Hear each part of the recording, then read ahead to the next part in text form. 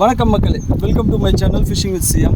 இன்றைக்கி நம்ம என்ன பார்க்குறோம் அப்படின்னா அம்பர்லா வச்சுருக்கோம். ஏற்கனவே நீங்கள் வீடியோவில் பார்த்துருப்பீங்க. வச்சதை நான் வீடியோ எடுக்கல, எதுக்கு போட்டு மட்டும் காமிக்க போகிறேன். சொல்லி போட போகிறேன். பார்க்க என்ன கிடைக்குது. கிட்ட பாருங்க எவ்வளோ மீன் கிடச்சிருக்கு பாருங்க. குறவை என்ன தெரியும் எவ்வளோ மீன் கிடச்சிருக்கு பாருங்க. இதில் நம்மளுக்கு தேவையானது ஒரு 5-6 மீன் மட்டும்தான். செலாக்குச்சி அந்த மாதிரி தான். மற்றதெல்லாம் நம்ம ஃப்ரீ பண்ணுறோம். நம்மளுக்கு வேண்டியது 5-6 மீன் மட்டும்தான்.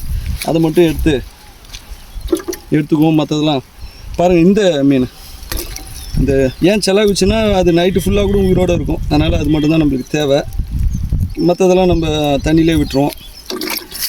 இது பார்த்திங்க அப்படின்னா வேறு கடிக்குதுப்பா.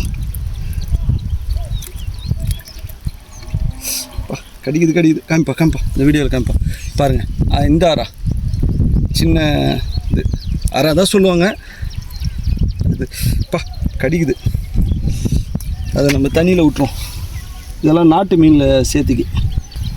ஓகே மக்களே, இந்த செலாக்குச்சி மட்டும் தான் நம்மளுக்கு தேவை. அதுக்கப்புறம் மற்ற மீன்லாம் நம்ம தண்ணியில் விட்டுருவோம். இல்லை குறவை கிடச்சிருக்கு. குறவையாக விராலான்னு தெரியல. இது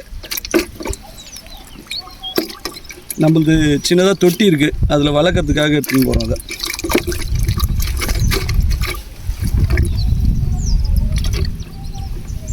ஓகே மக்களே, நன்றி.